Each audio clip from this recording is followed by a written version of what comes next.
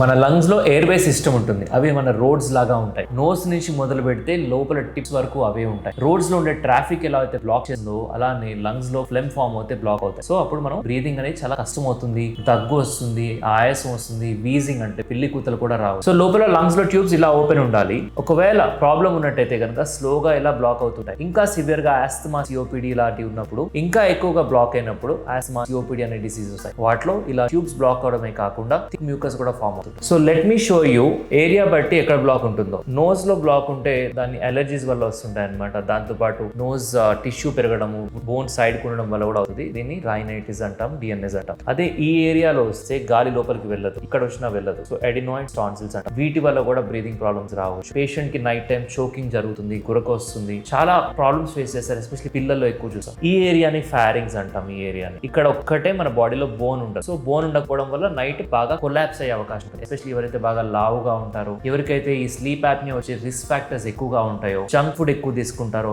Alcohol ఎక్కువ తీసుకుంటారో, వాళ్ళకి నైట్ పడుకునేటప్పుడు ఇట్లా ఈ టంగ్ అనేది బ్యాక్ ఫాల్ అవుతుంది. ఎందుకంటే ఈ ఫారింగ్స్ సపోర్ట్ లేదు, మజిల్ లేదు. ఇక్కడ మీకు గట్టిగా తెలిసేది లారింగ్స్ అంటాం అనమాట. అన్ని కార్టిలేజెస్ ఉంటాయి మనకి, కానీ అది ఇక్కడ స్టార్ట్ అవుతుంది. కానీ ఈ ఏరియా ఏదైతే స్మాల్ బిట్ ఉందో టంగ్ వెనకాల సపోర్ట్ లేదు. దాని వల్ల చాలా మందికి నైట్ టైం పడుకుంటూ గురకొచ్చి ఇక్కడ బ్లాక్ అయ్యి చాలా సఫర్ అవుతారు, సడన్ గా ఆయాసంతో లేస్తారు. అవే కాకుండా ఈ టంగ్ అండ్ థ్రోట్ మజిల్స్ యొక్క వీక్నెస్ వల్ల కూడా ఇది ఎక్కువ కొలాప్స్ అయ్యి గురకొచ్చే ఛాన్స్ ఉంటుంది. నెక్స్ట్ వచ్చేసి లారింగ్స్ అంటే మన వాయిస్ బాక్స్. మన లంగ్స్ కి ఇది ఒక ఎంట్రన్స్ లాంటిది. అక్కడ వోకల్ కార్డ్స్ అని ఉంటాయి. అప్పుడప్పుడు మనకి ఆ ఏరియాలో ఫుడ్ తినేటప్పుడు సడన్ గా లంగ్స్ లోకి వెళ్ళిపోవడం వల్ల సడన్ గా చోక్ అవుతాం, సడన్ గా బ్లాక్ అయిపోతుంది. ఇట్స్ వెరీ లైఫ్ థ్రెటనింగ్, అంటే లైఫ్ కి కూడా డేంజర్ ఉంటుంది. దీన్ని ఫారిన్ బాడీ అంటాం అనమాట. ఇది ఈ ఏరియాలో స్టక్ అవుతుంది, in anywhere in this area. Next ఇది ట్రేకియా అంటాం అనమాట. ఇక్కడ ట్రేకియో బ్రాంకైటిస్ అని వైరల్ ఇన్ఫెక్షన్స్ వచ్చినప్పుడు చాలా కాఫ్ ఉంటుంది పేషెంట్. అది ఈ ట్రేకియో బ్రాంకైటిస్ అనే ప్రాబ్లం ఇక్కడ వస్తుంది అనమాట. దాంతో పాటు ఈ ఏరియాలో ఎక్కడైనా సరే మనకి ఎనీ డిసీజ్ రావచ్చు, ఇంక్లూడింగ్ టీబీ, క్యాన్సర్